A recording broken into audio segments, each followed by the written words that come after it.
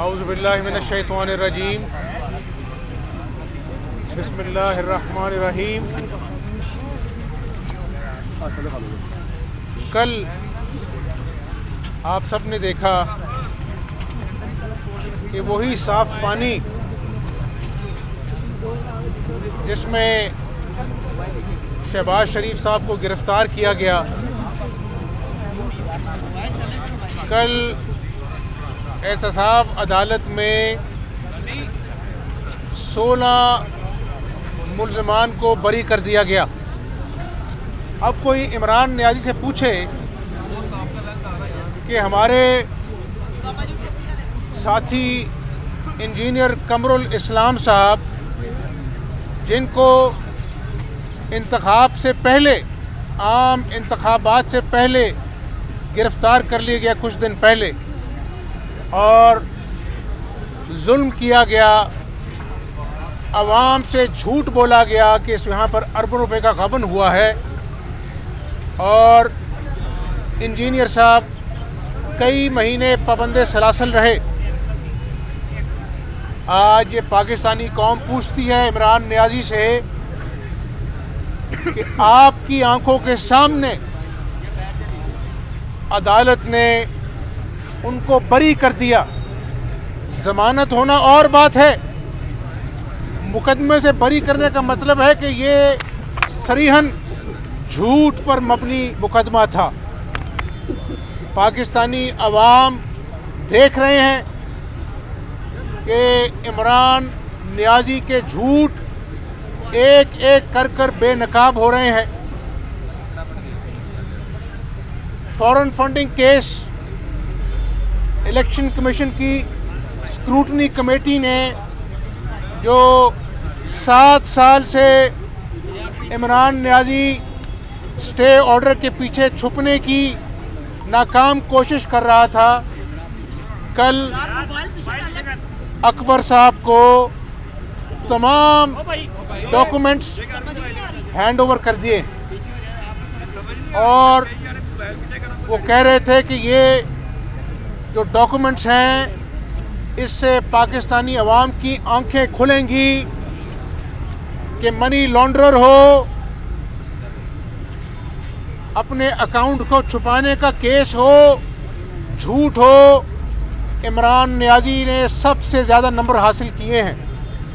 2 बातों में इमरान नियाज़ी साहब ने सबसे ज़्यादा नंबर हासिल करके टॉप किया है, एक झूठ बोलने में और एक माफिया के साथ गठजोड़ कर कर पाकिस्तानी अवाम की जेबें लूटने में टॉप किया है। और आटे का बहरान हो,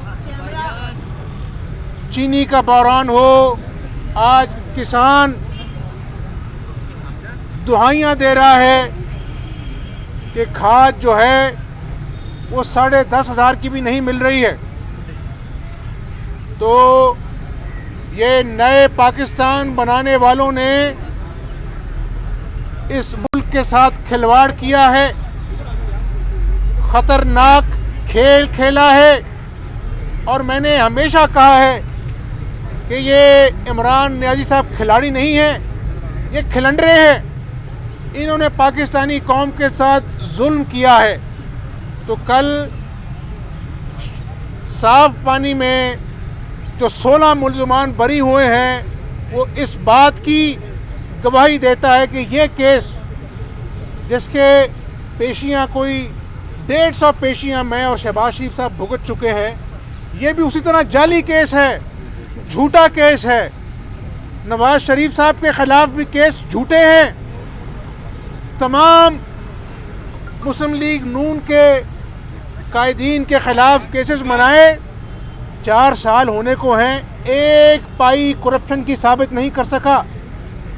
और ये मेरा कमाल नहीं है, ये मुस्लिम लीग का कमाल नहीं है, ये अल्लाह का निज़ाम है कि वही इमरान नियाज़ी जिसके मुंह से चोर डाकू के अल्फाज निकलते थे हमेशा, आज इलेक्शन कमीशन की स्क्रूटनी कमेटी ने इमरान नियाज़ी को सर्टिफाइड चोर और डाकू डिक्लेयर कर दिया है।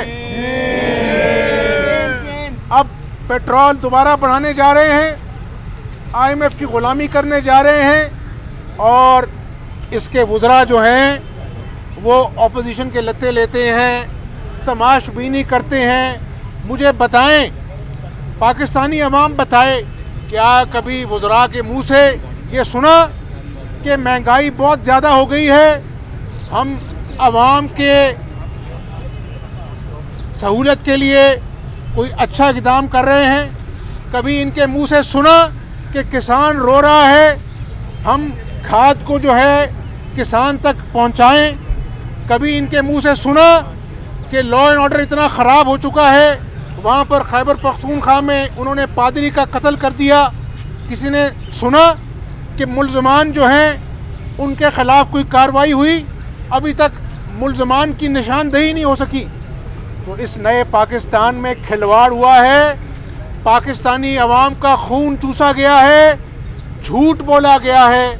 और मैं अल्लाह ताला से आजकल सिर्फ एक दुआ करता हूँ कि या अल्लाह, इसने नवाज़ शरीफ को जेल में डाला, कोई बात नहीं, शहबाज शरीफ को जेल में डाला, कोई बात नहीं, हमजा शहबाज को जेल में डाला, कोई बात नहीं, मुस्लिम लीग नून के कायदीन को जेल में डाला, कोई बात नहीं, लेकिन इसने 4 सालों में जो पाकिस्तानी कौम के बच्चों से इंतकाम लिया है उसका हिसाब ज़रूर लेना।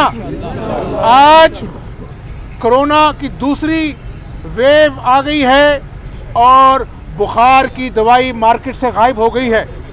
मुझे ये बताएं आप कि ये माफिया का रोने वाला इमरान नियाज़ी, इससे कोई पूछे कि जब जब ये कहता है कि गन्ने की पैदावार बहुत ज़्यादा हुई है, लोगों को चीनी लाइनों में लग के लेना पड़ती है, जब जब कहता है गंदम की पैदावार हुई है, लोगों को आटे के लिए लाइनों में लगना पड़ता है, जब जब कहता है कि खाद की पैदावार सबसे ज़्यादा हुई है, किसान आज खाद के लिए रुल गया है, तो इसने पाकिस्तान को बर्बाद किया है और इसकी सज़ा मिलेगी। पाकिस्तानी अवाम इसको सज़ा देगी, इसको अवाम के कटहरे में जवाब देना पड़ेगा। और जब आज पाकिस्तानी कौम 74 साल बाद इतनी महंगाई का सामना कर रही है, कभी सदारती निज़ाम का सोचा छोड़ देता है, कभी कोई सोचा छोड़ देता है। इमरान नियाज़ी, तुम और तुम्हारे तर्जुमान रोज़ नया सोचा छोड़ते हैं, लेकिन मैं तुम्हें एक बात बता दूं, तुम रोज़ नया सोचा छोड़ो लेकिन पाकिस्तानी अवाम तुम्हें नहीं छोड़ेंगे। 27 फरवरी को जो है वो लॉन्ग मार्च का ऐलान किया गया है पीपल्स पार्टी की जानिब से। आपकी जानिब से कहा जा रहा है कि PDM के प्लेटफॉर्म से 23 मार्च से कोई इस हुकूमत के खिलाफ लॉन्ग मार्च होगा। मुस्लिम लीग नून क्या प्रिपरेशन कर रही है? साथ पीपल्स पार्टी भी एक बड़ी जमात है, नून लीग भी एक बड़ी जमात है, मिलकर कोई स्ट्रेटजी पर इस बात पर बातचीत हो रही है कि मुस्लिम लीग नून, PDM और जो पीपल्स पार्टी है वो मिलकर हुकूमत के खिलाफ इकट्ठा लॉन्ग मार्च करें? मेरा ख्याल है कि ये अब मामला PDM का नहीं है, ये मामला पीपल्स पार्टी का नहीं है, ये मामला मुस्लिम लीग का नहीं है, ये मामला पाकिस्तान का है, पाकिस्तान की बका का मामला है, पाकिस्तान की सालमियत का मामला है, पाकिस्तान के दिफा का मामला है, पाकिस्तान की सॉलिडारिटी का मामला है कि इस आदमी ने हर फ्रंट पर आज पाकिस्तान को जो नुकसान पहुंचाया है उसका अजाला करना है हमने।